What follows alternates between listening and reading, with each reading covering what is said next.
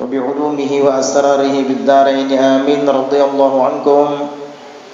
سئل بعض العارفين عن علم الباطن فقال هو سر من أسرار الله يقذفه في قلوب أحبابه لم يطلع عليه ملكا ولا بشرا.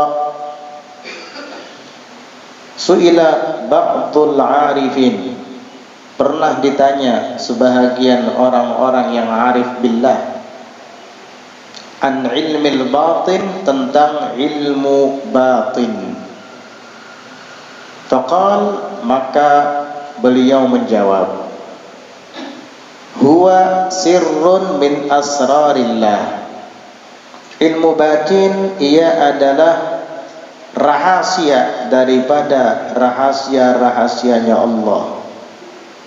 Yaqdhifuhu, yang ia lemparkan rahasia itu, fi qulubi ahbabih, di hati para kekasih-kekasihnya.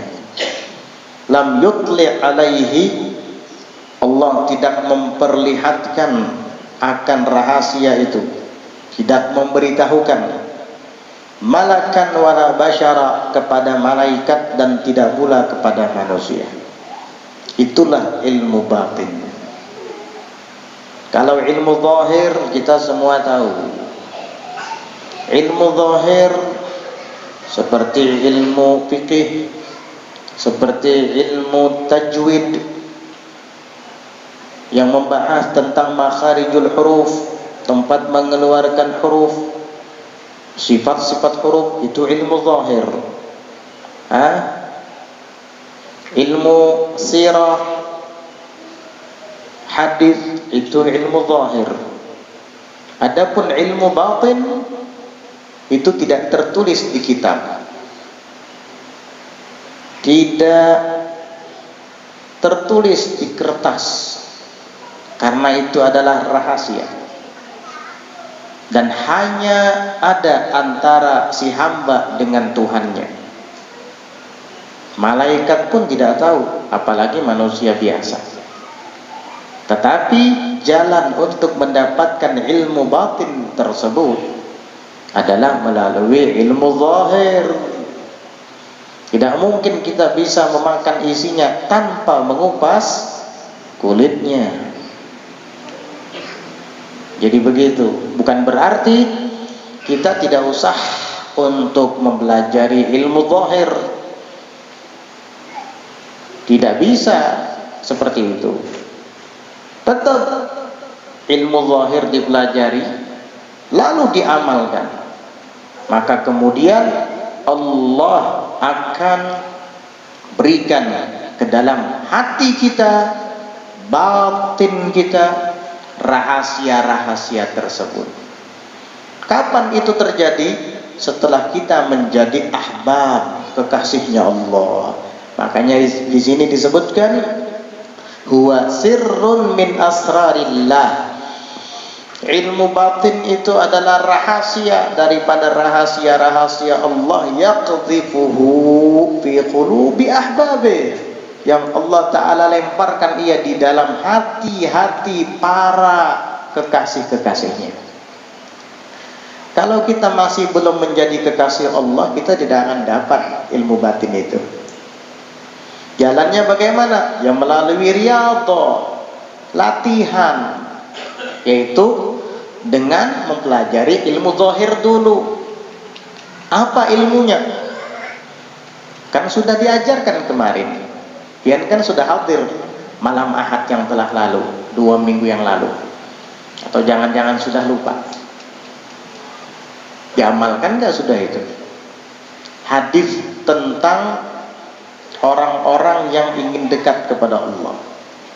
Allah jelaskan di dalam hadis qudsi, ma taqarraba 'abdi ilayya bimithli ma aftaradtuhu alaihi. Tidaklah seorang hamba itu mendekatkan dirinya kepadaku dengan melakukan ibadah seperti yang aku wajibkan kepadanya. Artinya tidak ada ibadah yang bisa mendekatkan hamba kepada Allah selain ibadah fardu. Sudah dibahas belum ini? Sudah kan? Masih ingat kan? Jangan hanya hadir ke majelis, duduk, dengar, masuk telinga kanan, keluar telinga kiri, pulang hilang ilmunya. Jangan kayak gitu. Iya, amalkan. Yang fardu itu adalah ibadah yang mendekatkan kita kepada Allah. Kalau sudah dekat, maka tinggal kita lengkapi agar kita menjadi kekasihnya. Apa yang kita harus lakukan? Laksanakan ibadah-ibadah yang sunnah. Karena lanjutan daripada riwayat hadis, Allah Ta'ala di dalam hadis qudsi menyebutkan, wala yazalu abdi yataqarrabu ilayya bin nawafili hatta uhibbah. Dan senantiasa selalu hambaku mendekatkan dirinya kepadaku dengan ibadah-ibadah yang sunnah. Tadi yang fardu, dengan ibadah fardu dia dekat kepada Allah. Sekarang yang sunnah, dia lakukan secara istiqamah. Apa yang akan terjadi? Allah Ta'ala lanjutkan hatta uhibbah, sehingga aku mencintainya. Puncak daripada ibadah sunnah adalah Allah akan cinta kepadamu. Namun sebelum melakukan itu, lakukan dulu yang fardu agar kamu dekat kepadanya. Setelah dekat, raihlah cintanya melalui ibadah yang sunnah. Fa idza ahbabtuhu, maka apabila aku sudah mencintainya, kuntu sam'ahu alladhi yasma'u bih, aku menjadi pendengaran yang dengannya ia mendengar. Wa basarahu alladhi yubsiru bih, dan penglihatan yang dengannya ia melihat. Wa yadahu allati yabtishu biha, dan menjadi tangan yang dengannya ia memegang, menyentuh. Wa rijlahu allati yamshi biha, dan menjadi kaki yang dengannya ia berjalan. Fa in sa'alani la u'tiyannah, jika ia meminta kepadaku sebuah permintaan, aku pasti akan berikan permintaan itu kepadanya. Aku tidak akan mengecewakannya, karena dia adalah kekasihku. Wa in ista'adzani la u'idannah, dan jika ia minta perlindungan kepadaku, aku pasti akan melindunginya, karena dia adalah kekasihku. Seorang kekasih wajib melindungi kekasihnya. Luar biasa, bahasa yang sangat manis dari Allah kepada hamba. Akankah bahasa itu Allah ucapkan kepada kita? Jawabnya ada pada kita. Bagaimana dengan ibadah yang fardu? Bagaimana dengan ibadah yang sunnah? Jika kita istiqamah melakukan keduanya, maka kalimat yang tadi Allah ucapkan itu berhak kita dapat. Kalau sudah jadi kekasih Allah, Allah berikan rahasia-rahasia ke dalam hatimu. Pernah dengar manaqib Syekh Seman kan? Di muqaddimah itu kan disebutkan, wa jazabahu minhu ilaihi bisabiqi inayah. Apalagi yang asrarih rabbaniyah, apa? Wa khassasahu bihamdi asrarih rabbaniyah, ya. Wa khassasahu bihamdi asrarih ar-rabbaniyah. Wali-wali itu Allah khususkan, Allah tentukan untuk membawa rahasia-rahasia ketuhanan. Makanya Allah pilih orang yang amanah. Pian, jika ingin menitipkan sesuatu yang berharga kepada orang, apakah pian harus memilah-milih dulu orangnya? Ataukah asal titip aja? Gak mungkin kan? Pasti pian pilih, siapa yang pantas saya titipkan amanah untuk memegang barang berharga ini. Pian selektif. Kalau orang yang gak karuan, pian titipkan barang berharga, hilang. Pasti pian akan pilih orang yang betul-betul jujur, dipercaya. Kalau manusia bisa menitipkan barang berharga dengan selektif, tidak kepada sembarang orang, apalagi Tuhan pencipta manusia. Jika yang dititipkan oleh manusia itu hanya sekedar materi, barang berharga, apalagi rahasia Allah yang tidak ternilai harganya, tentunya Allah akan menentukan orang-orang khusus tertentu yang bisa menerimanya. Gak sembarangan. Makanya wali itu lebih hati-hati daripada orang biasa. Orang awam saja mengucapkan kalimat dan kata-kata berhati-hati, maka wali 1000 kali lipat lebih berhati-hati daripada dia, karena dia sedang mengemban amanat Allah. Makanya Imam Junaid al-Baghdadi, Abu Yazid al-Bustami, ketika mendengar ada orang yang dikenal sebagai wali, maka beliau ingin belajar kepadanya. Begitu sampai di masjid, ternyata dia lihat orang tersebut meludah di teras masjid, mengeluarkan dahak di dekat teras masjid. Kata beliau, ini bukan wali. Belum sempat bicara dan mendengarkan kalimat apapun dari orang itu, beliau langsung mengatakan ini bukan wali.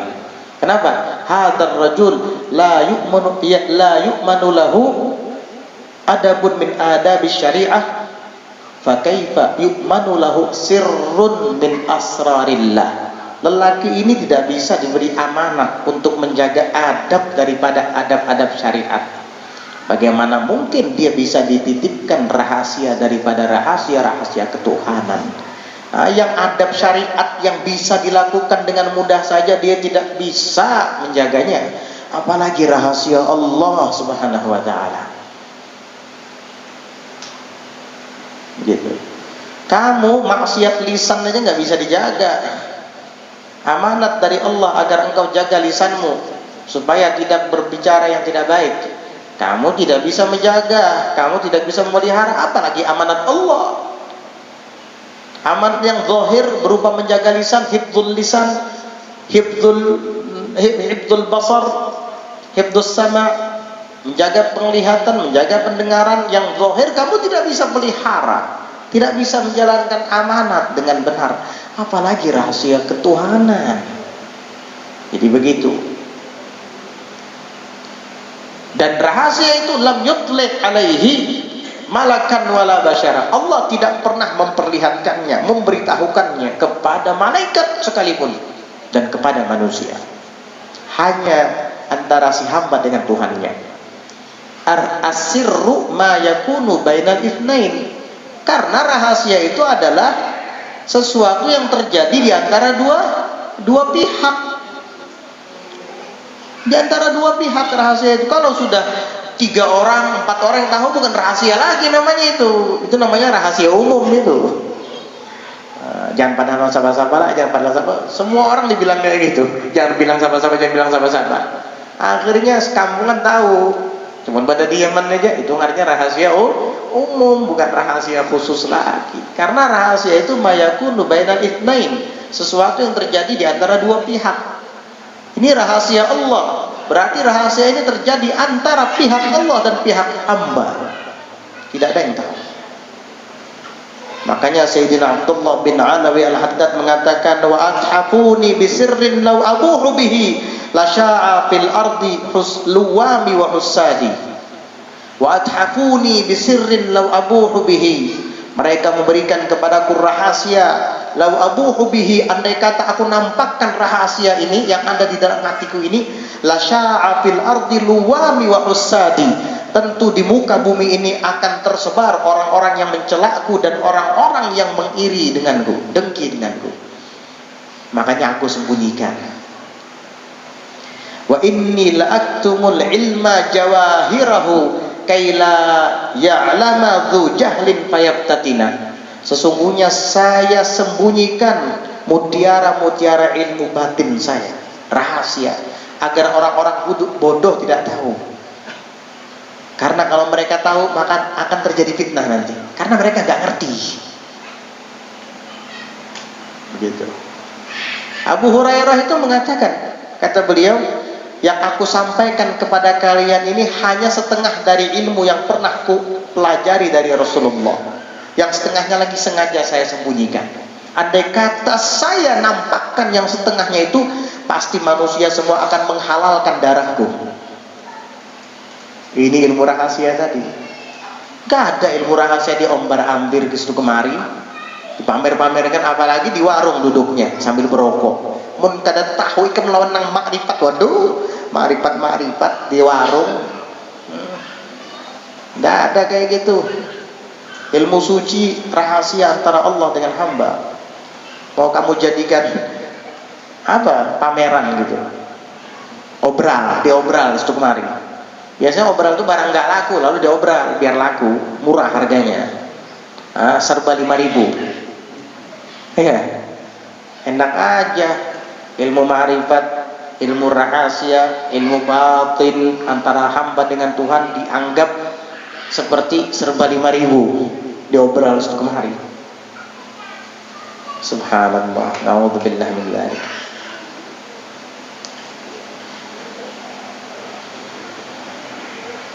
Ya, itu jalannya. Yang fardu dilaksanakan. Yang sunnah pun dilaksanakan. Sampai kapan? Sampai kamu menjadi kekasih Allah. Kalau belum menjadi kekasihnya, kamu gak akan dapat ilmu batin itu. Ini jalan. Guru itu mengajarkan jalan.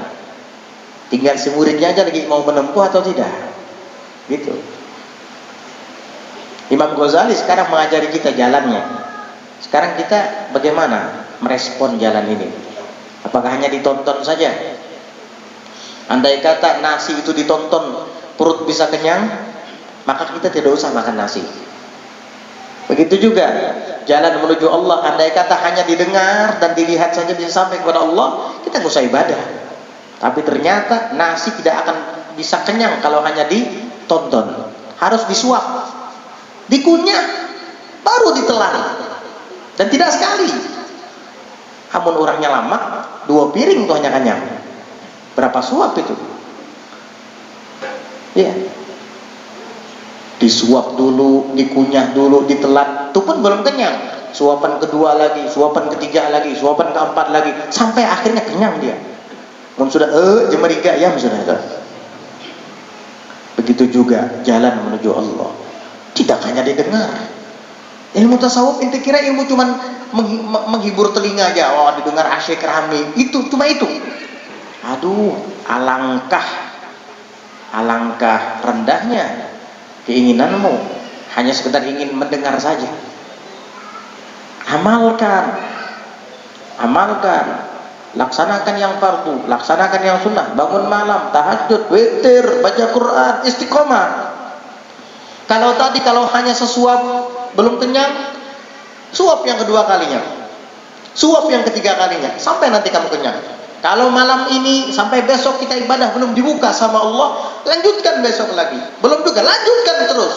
Nanti ada waktunya kamu dibukakan oleh Allah rahasia. Seperti tadi, nanti ada waktunya siang makan ini kenyang nanti. Gitu. Baru 3 malam bangun tahajud sudah mau menuntut dapat rahasia. Mana aja sudah 3 malaman aku nah kada beguguringan malam pada daya ilmu rahasia. Tunggu dulu. Niatmu aja belum kamu benarkan betul-betul.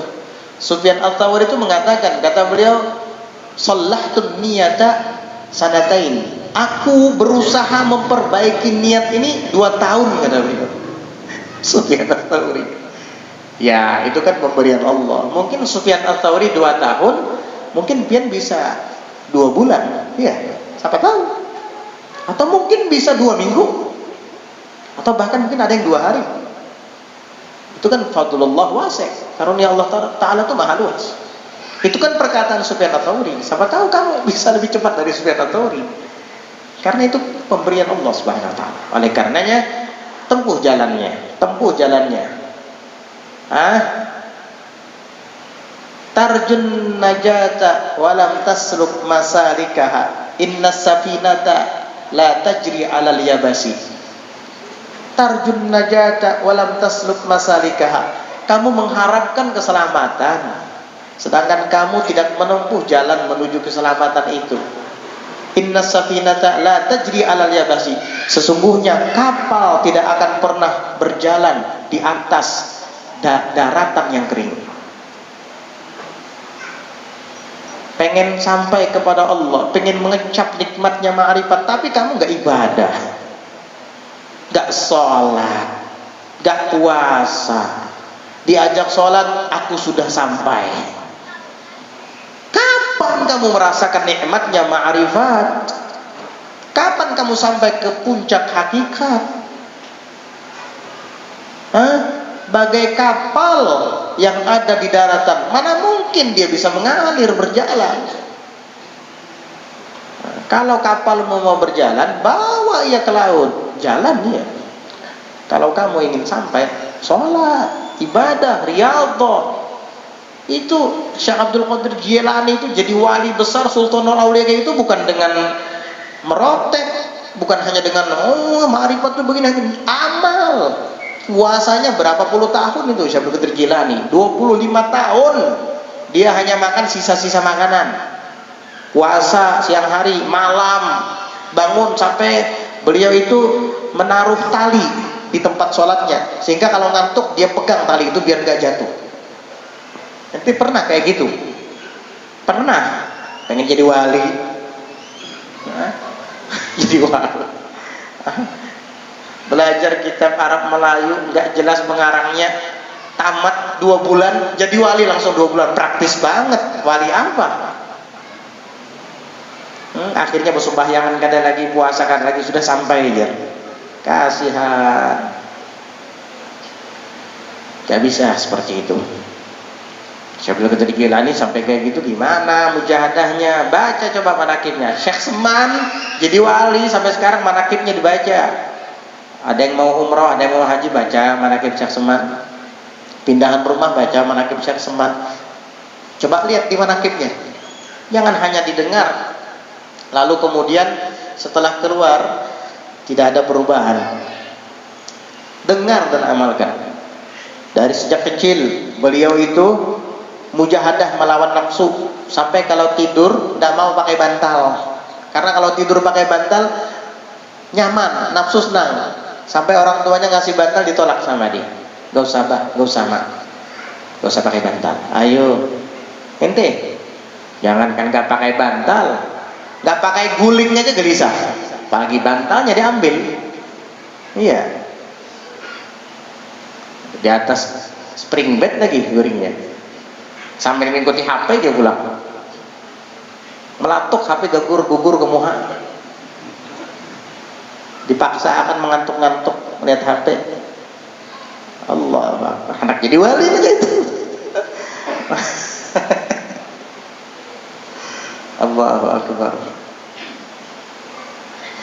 Jauh. Ruwiya anna Ka'ab al-Ahbar qala, diriwayatkan bahwasanya Ka'ab al-Ahbar mengatakan, "Lau anna bani Adama balagu minal yaqini mithqala habbatin min 'azamatillahi 'azza wa jalla lamashaw 'alal ma'i warrih." Kata Ka'ab al-Ahbar, jikalau seandainya Bani Adam, manusia ini, balagu minal yaqin, mereka sampai daripada keyakinannya itu, sampai mithqala habbatin, seberat habbah, 1 biji-bijian, anggaplah 1 biji gandum.